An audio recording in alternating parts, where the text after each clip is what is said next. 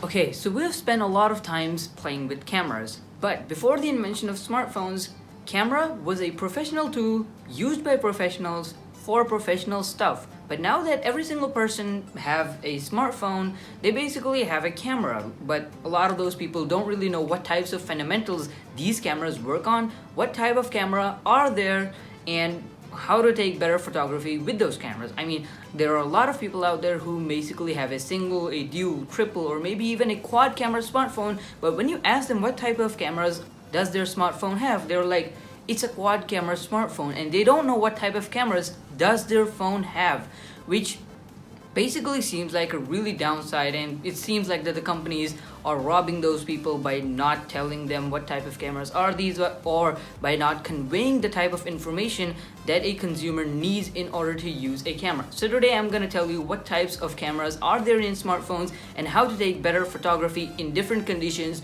with those cameras. So let's go.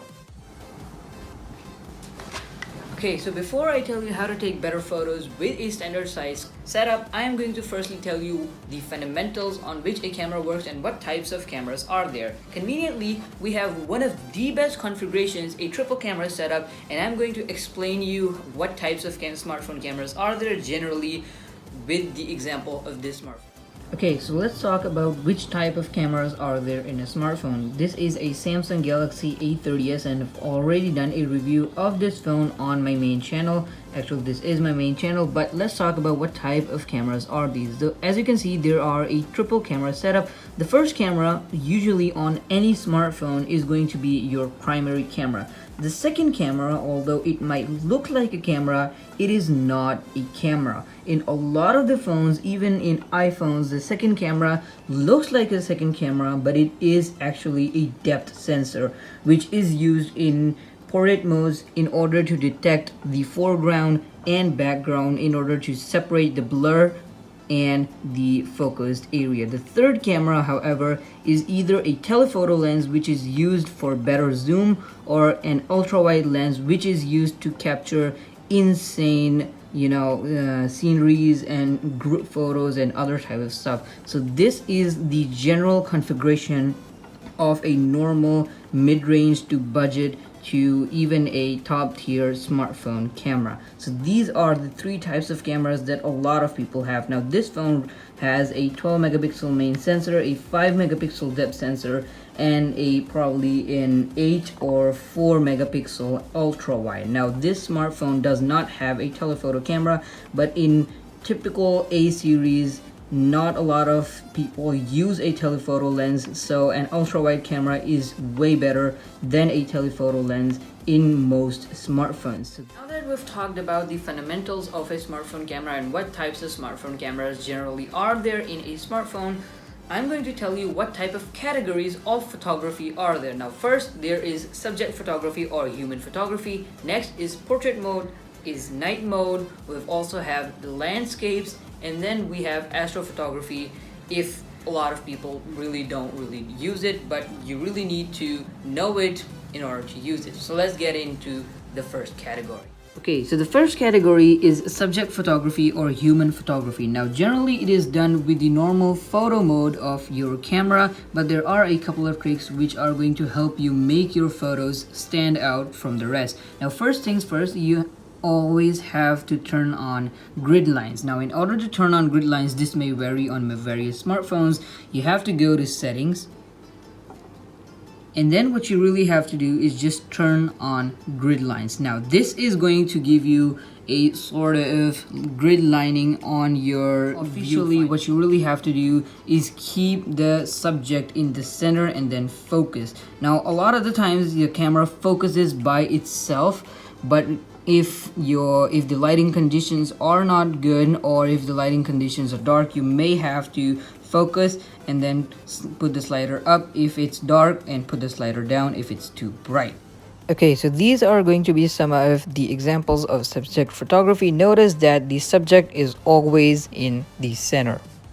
And now let's move on to the second category.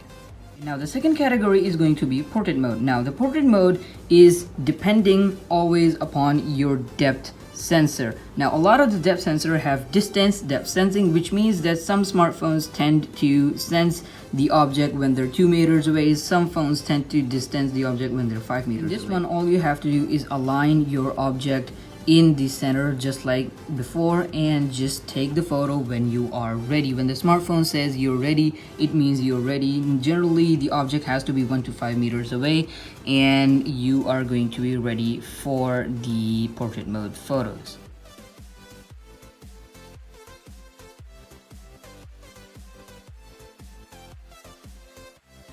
And for the third and probably the most easiest category, which is known as the landscaping or ultra wide. Now what you have to do is, in order to activate the ultra wide camera, you have to click on this icon. Let me just do that, and then it moves from 1x to 0.5x. Most phones have 0.5x. It can also go to 0.3 or 0.2x, but most phones have 0.5x. Now what does it do? It gives you a more wider look. Now this is the normal camera experience which a normal camera sees. Now if I switch to an ultra wide camera, it moves to a wider camera, which is going to give you a more field of view. And this is used generally in order to capture landscapes or group photos or any other types of photos.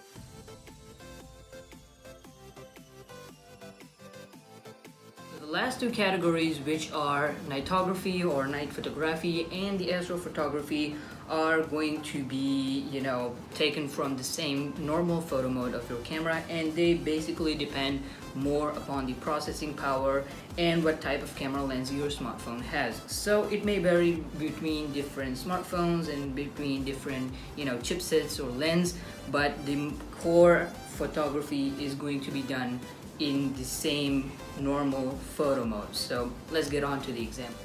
There actually is a trick to get better night photos, is to focus in the center and then drag the slider up or down until you see a balance between the sky and the foreground. So you can actually see the sky even in these darker photos, which means that the processing power of the phone is actually really good. And as I said, this may vary between phones. So I could have added more categories or more photographic styles to this video, but this would make the video too long and a bit too complicated for beginners, and I didn't want to make the videos too complicated. So hopefully if you learned something today, hit the like button. If you want to see more videos like this, you can hit the subscribe button, and if you have any questions or some kind of video ideas, you can drop them down in the comments below. So anyway, my name is Daniel, and I'll see you in the next video.